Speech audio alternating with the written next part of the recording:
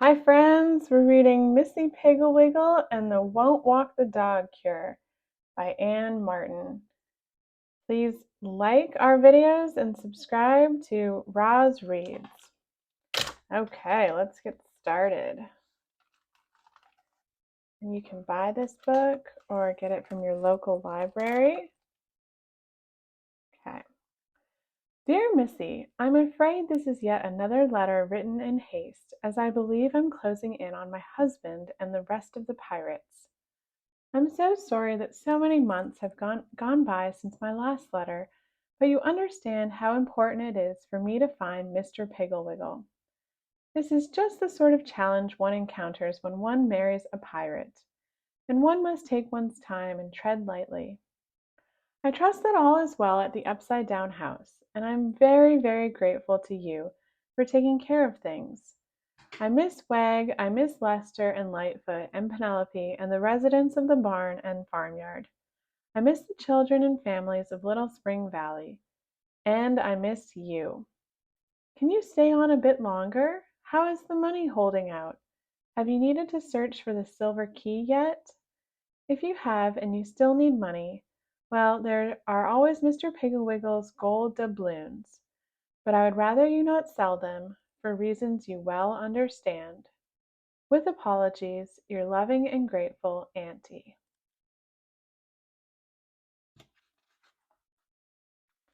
Chapter 1. The Upside Down House. If you were to walk north along Juniper Street, which is the main street in the town of Little Springs Valley, and pass by all the shops and businesses until you came to Aunt Martha's general store, and then turn on to the very next street on the left, you might think, what a nice, ordinary little town. You would pass brightly colored houses with porches in the front and trimmed lawns with dogs, children and dogs, and pots of flowers and bicycles and scooters lying about. And then you would come to a house that was upside down, with its roof poking into the ground and its bottom waving toward the sky. There's a regular looking porch on this upside down house with steps to the front door, because how else could you get into the house? But the chimney of the house starts at the slope of one of the upside down roofs and tunnels into the ground. Since some of the bricks have fallen out of the chimney, it makes especially good climbing wall with lots of helpful footholds, and the children of Little Spring Valley scamper up and down it like monkeys. The windows of the upside down house open from the top, not the bottom, and inside the ceilings are floors, and the floors are the ceilings. Chandeliers sprout out of the floor like cabbages, and sometimes the chairs and couches are just where you'd want them to be in order to sit down, but sometimes they're hovering above your head or turned downside up. Who lives in this house? That's a perfectly reasonable question. The house was built many years ago by a pirate named Mr. Piggle-Wiggle for his bride, Mrs. Piggle-Wiggle. When Mrs. Piggle-Wiggle was a little girl, she dreamed of one day living in an upside-down house. So her husband built her the house of her dreams. It isn't a very practical house, since one constantly has to leap over doorways and vacuum around the chandeliers, and it's hard to know whether to call the attic or the basement, or the basement or the attic, but the house is a lot of fun, and there isn't another one like it in Little Springs Valley. Neither Mr. nor Mrs. Piggle-Wiggle lives in the upside-down house now. Mr. Piggle-Wiggle disappeared some years ago when he was called away by the pirates, who are always unpredictable. His wife missed him terribly, of course, so at last, when there had been no word for him in months and months, she decided to go in search of him, and she asked her great niece Missy to stay in the upside down house and take care of it and the animals. So that's who lives in the upside down house now, Missy Piggle-Wiggle. On the first truly warm Saturday of spring, Missy sat up in her bed and stretched. "Good morning, Wag," she said to the little brown dog who was dozing at her feet. You might think that the dog who lives in a magical upside-down house built by a pirate could talk, but you would be wrong. The only talking animal in the house is Penelope the parrot. Wag let out a woof and a snort and went back to sleep.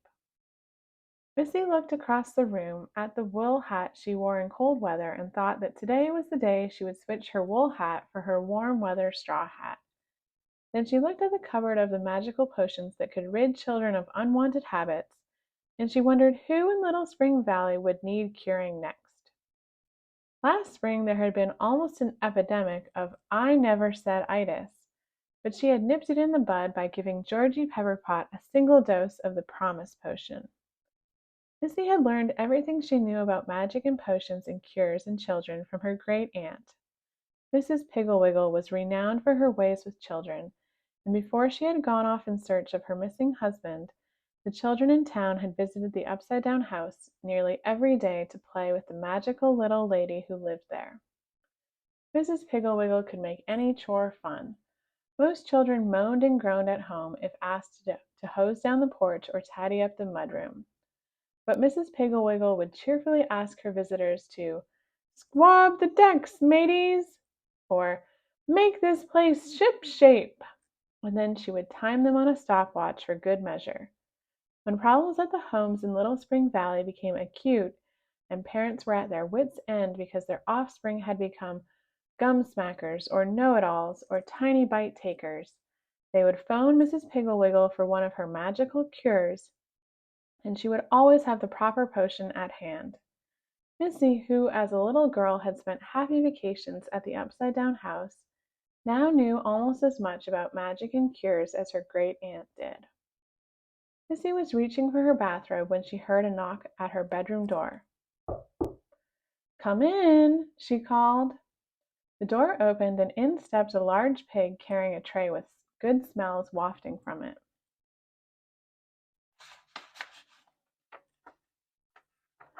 "Lester," said Missy, smiling. "Breakfast in bed? What's the occasion?" Lester set the tray on Missy's bed and shrugged his hairy shoulders. He couldn't speak, but he was extremely polite, and Missy sometimes engaged his help when she needed to teach good manners to children who didn't need a magical potion, but who nevertheless chewed with their mouths open, or refused to use their napkins, or grabbed handfuls of cookies without passing the plate around. "Will you join me?" asked Missy. Lester perched on the bed, crossed his hind legs, and poured himself a cup of coffee. He was the sort of pig who liked to drink 4 or 5 cups of coffee with each meal. Missy, Lester, and the sleepy Wag enjoyed breakfast in Missy's room until Missy suddenly clapped her hands and said, "Saturday or not, there's work to be done," and jumped out of bed. There are always plenty of chores to be done on a farm, and besides the upside-down house were a barn and a farmyard. Beyond the farmyard was a pasture, so as you might imagine, there were animals to be fed and exercised, stalls and hutches to be cleaned, and any number of things to keep Missy busy. The farm was a lot of work. Running it was expensive too, and Missy's wallet was growing light, but so far she hadn't needed to search for the silver key her great aunt had mentioned. She hadn't sold the precious gold doubloons either. Gold is valuable and would fetch a pretty price. But gold doubloons are the only currency worth anything in the pirate world, and Missy had a feeling in her bones that one day her great aunt might need them in her search for her husband. Missy dared not part with even a single one. Missy, dressed in her straw hat and a flowing pale green dress, with wispy bits trailing off it that sparkled when the light hit them just right, greeted Lightfoot the cat and Penelope the parrot in the kitchen downstairs. "Good morning," she said cheerfully as she set out their food. Then she glanced at nothing in particular and added, "Good morning, house." A window shade flicked in reply, and Missy could tell that the upside-down house was in a good mood, which was a relief, since house could be temperamental. Missy scratched Lightfoot behind her ears as the cat ate her kibble. Lightfoot arched her back under Missy's hand, but didn't stop eating. She missed Mrs. Piggle-Wiggle more than Wag and the others did, and Missy wondered if any of her potions worked on animals. Then again, some problems couldn't be fixed with magic. "All right, farm chores," announced Missy. "About time, about time," screeched Penelope. "Lazybones!" Missy knew she was not a lazybones, so she didn't answer. She tromped out into the farmyard with Wag at her heels and Penelope flapping after them. "Good morning," she said to Warren the gander. "Good morning," she said to his wife Evelyn Goose. "Good morning," she said to Martha and Millard Mallard the duck couple. Then she called a general good morning to the turkeys in their pen and the rabbits in their hutches and the chickens scratching at the warm earth. At last she entered the barn. In the rafters above, Pulitzer the owl was just settling in after a night of hunting. "Whoo!" he called sleepily to Missy before closing his eyes. Missy fed Trotsky the horse and Heather the cow.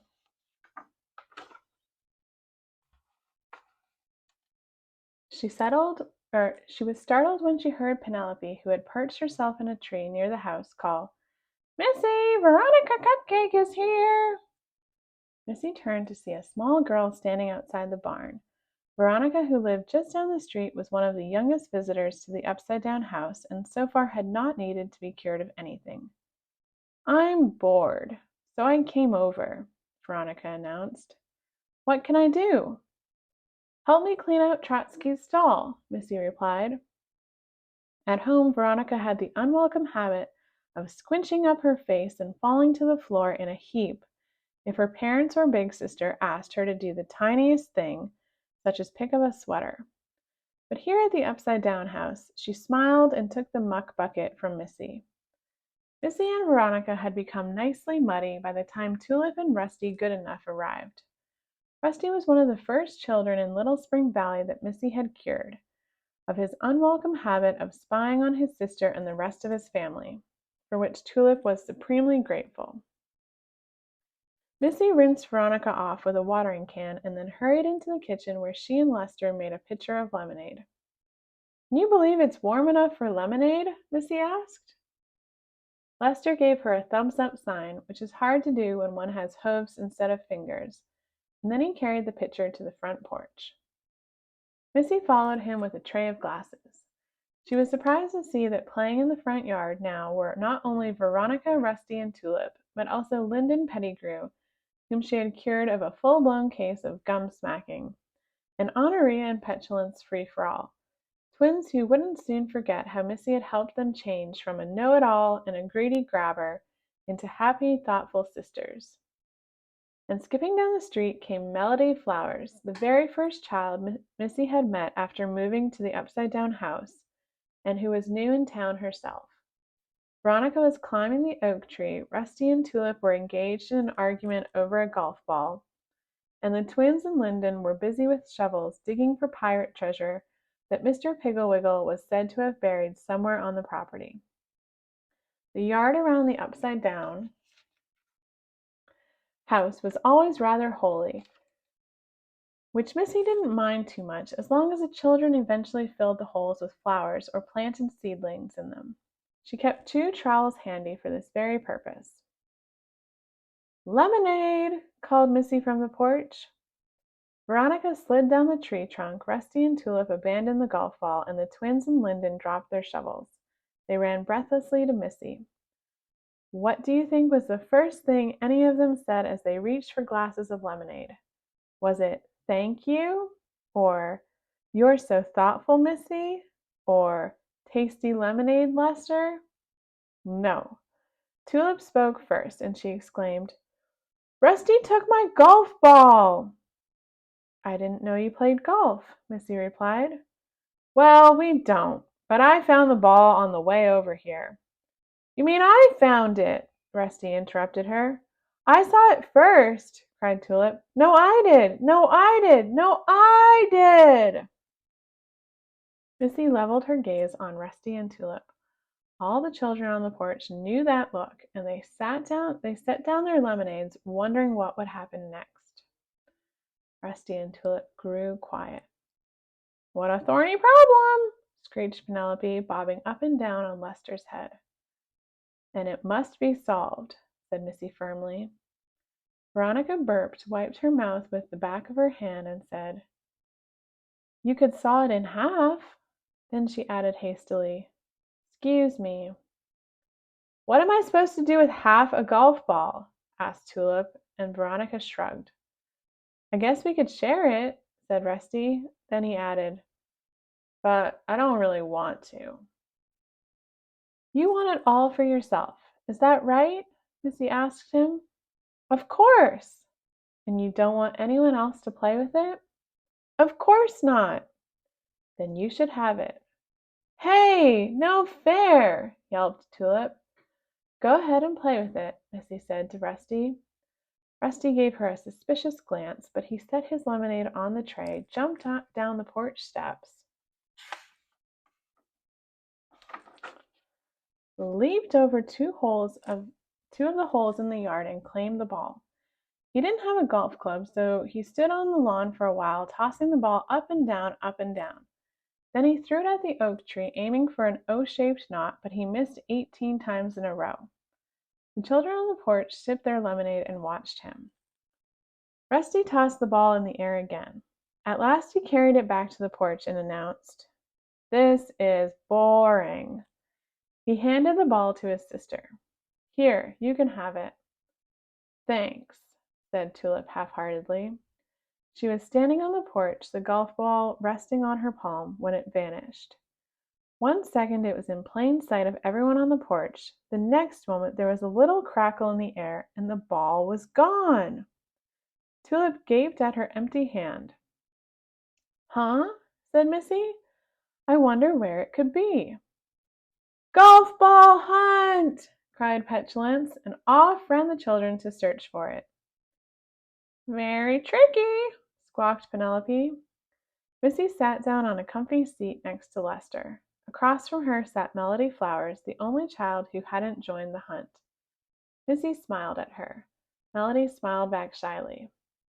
"I was thinking," said Missy, "that today is the perfect day for a spring picnic."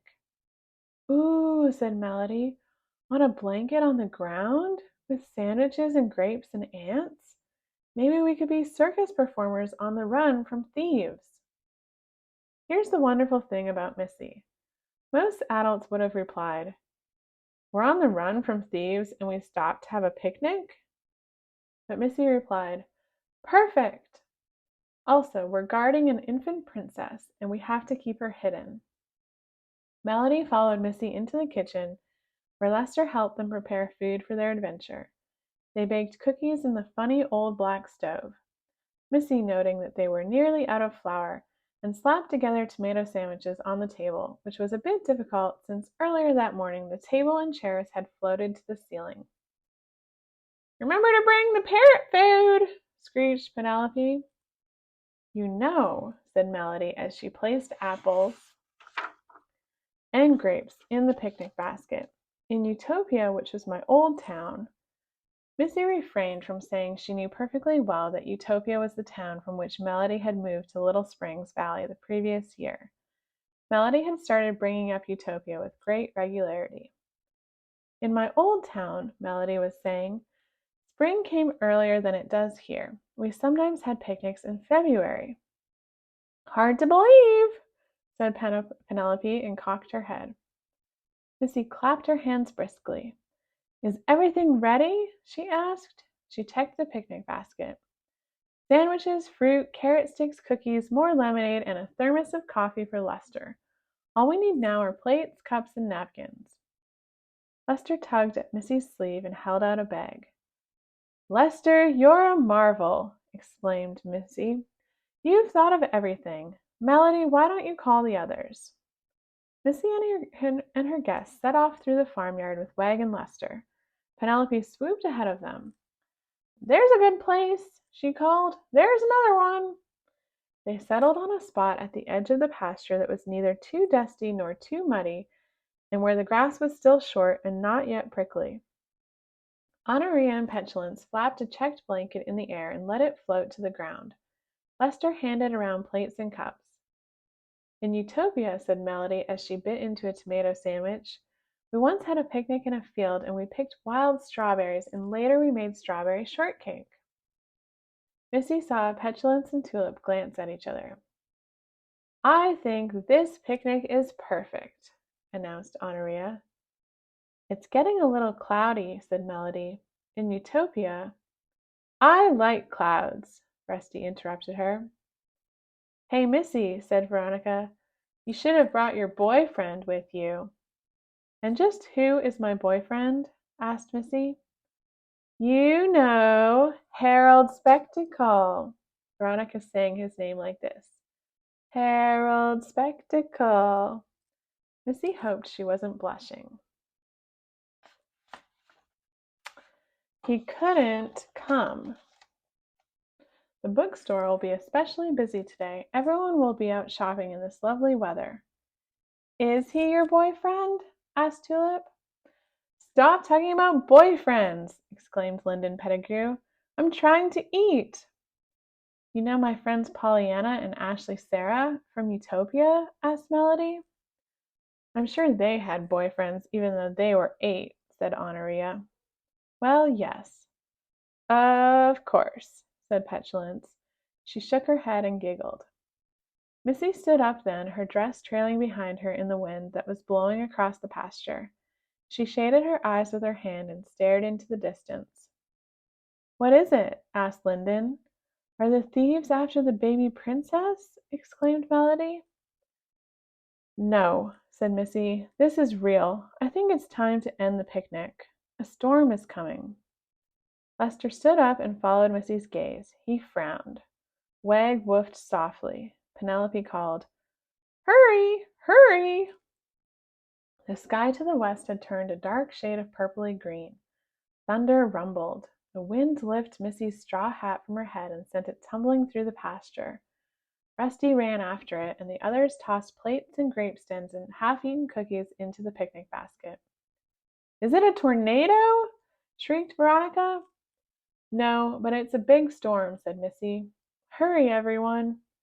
Missy and the children ran through the farmyard, Melody holding tight to Missy's hand. Wag and Penelope raced ahead and Lester lumbered behind. He wasn't a very fast pig. By the time they reached the back door of the upside-down house, rain was pelting from the sky. "I'm soaked," said Tulip, panting as she hurtled through the door and into the kitchen. "Soaked," agreed Veronica. A flash of lightning lit the farmyard, and in the very next second the light went out in the kitchen and the refrigerator whirred to a stop. "Power failure," whispered Lyndon. "Everybody in the basement," said Missy. "You mean the attic?" asked Petulance. "I thought you said this wasn't a tornado," whimpered Melody. "I don't know what it is," replied Missy, "but the basement is a safe place during a storm." Petulance started to run upstairs, but Missy grabbed her and said, "The attic, then. We need to be below ground." "What about Trotsky and Heather and—" Rusty started to say. "The animals know how to find shelter." Missy hustled Rusty and the other children into the attic basement. Lester, Wag, Lightfoot, and Penelope hurried after them. They had barely reached the bottom step when a terrific crash of thunder sounded from above. The upside-down house shook. Please like and subscribe my channel. We will pick up on chapter 2 in the next video. Thank you so much for listening. Bye.